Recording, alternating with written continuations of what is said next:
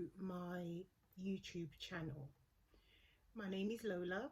I'm a US RN and a UK RN. I just want to take this opportunity to thank my subscribers.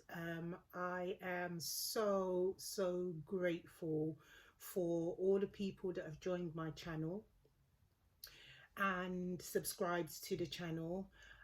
If you haven't already subscribed, please do subscribe. We have a wealth of information for you on this channel. We will be talking about variations of different things like fashion, lifestyle, the transition, my transition to the United States of America, my process. We'll be delving into things like hair, makeup, that kind of stuff. For those of you who have subscribed, I've had a number of questions, and I will answer all your questions. Please do bear with me. I am in a process of just sifting through the questions and just making sure that I am answering you all back in a timely fashion. And also we'll be making videos around the questions that you've asked me. Please do leave your questions, comments, what sort of videos you want me to make going forward, and I will try my best to do that. So again, this particular video is going to be focused on the questions that I was asked by the UK RNs who are trying to transition to the United States, from the United Kingdom to the United States. A number of nurses have said to me that they are deficient in hours of clinical and theory, and they wondered how I managed to get around this process, as the body that evaluates nurses to go to the United States, CGFNS, are doing the transcripts for the UK nurses and finding that there are some deficiencies in their training. So in order for you to take the Nclex exam, you have to have your credential evaluation done by CGFNS. CGFNS will assess your credentials and deem it comparable to a US RN, and of course then they issue you out an ATT, which is the authorization to test, and you go and do your Nclex exam and get your license as a US RN. However, because the training that we UK nurses received changed some years back, and I'm going back like I'd say maybe 1989, it changed. So before 1989, nurses were just hands-on.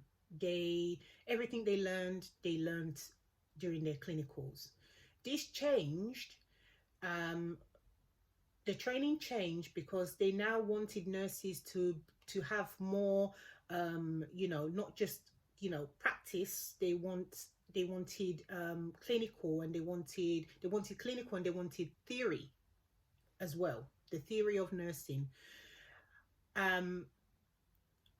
Plus, you were either doing a diploma or you were doing a degree, right? I took the degree option, and because I thought, well, I'm not going to go back again, because if you do a diploma, you'd have to go back again. So I did a degree, and even though I did a degree, I was still lacking in hours because the nursing training had changed. Now, I don't know the reason why they changed it. I feel like the reason could have been targeted at the fact that they were losing nurses who were going abroad to work. So I already did my research and found out that in order for me to be able to take my NCLEX exam, I would need hours in mental health, child, obs and gynae. Those three areas were the areas that the nursing education lacked. So in my second year, I went on the internet, did my research, found out that there was a number of nurses struggling to get these hours and to get their credential evaluation done without the deficits of these hours. So what I did was I decided that in my last placement, I was just going to go into the community and do my community 13 weeks inside the community. During that time, I devised a plan to contact a mental health institute that was local to where I was doing my community placement. And when I contacted them, I said, you know, I need the experience, you know, can I come and observe? And they said, fine, no problem. 2 weeks. I did 2 weeks of observation. Then I asked my mentor if she would allow me to follow the health visitor who was going to go and see babies, which then allowed me to do the child aspect of the clinicals. And I did that. And then I did a clinical for to observe people having babies, like midwifery. So that was how I managed to get those clinical hours.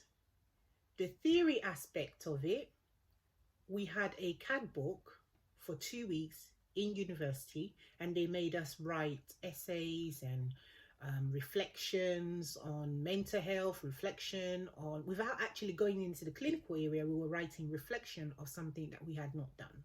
That's how they were doing it, and which then made it that you had the theory aspect, but you did not have the clinical aspect. Like I said, I did my own homework and I went ahead and did the clinical aspect in my last year, which was my 3rd year of nursing. And that was how I got around this. So when I now applied to CGFNS to do my credential evaluation, they took 8 long months. Yes, people, 8 long months to actually evaluate the credentials. I call them literally every week. And if any of you know what CGFNS is like, they do not pick up their phone. Absolutely do not pick up their phone. So what I used to do was I get a phone card and I will call them and I'll just let the phone ring until somebody picked up. So I did this for 8 months.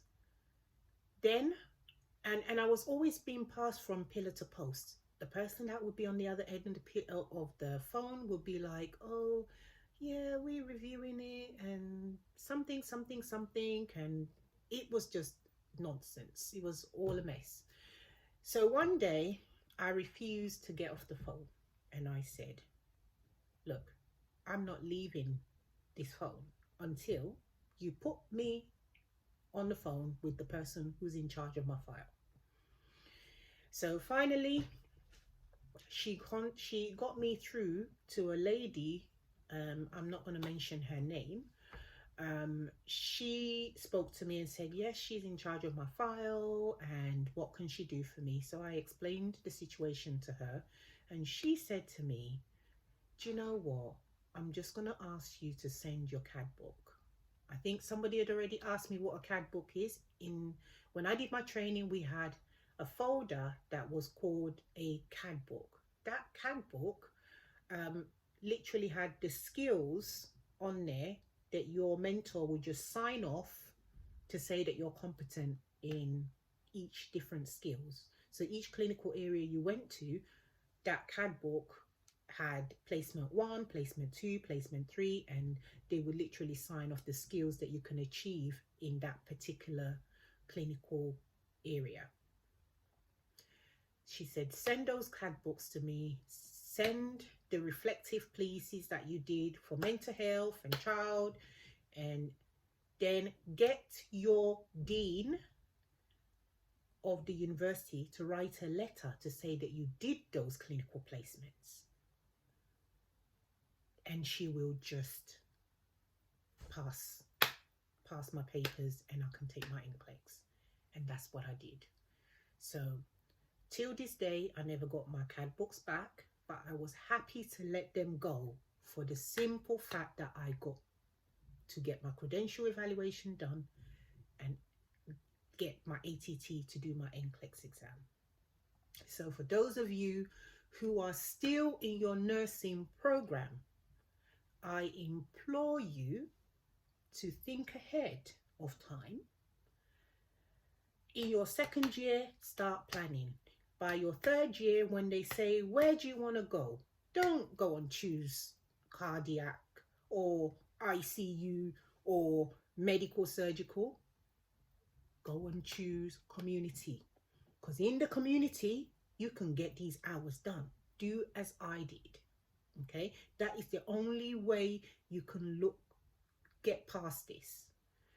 And then once it's done, keep all your documentations, your CAD book, whatever skill set that they signed off, keep a hard copy of it.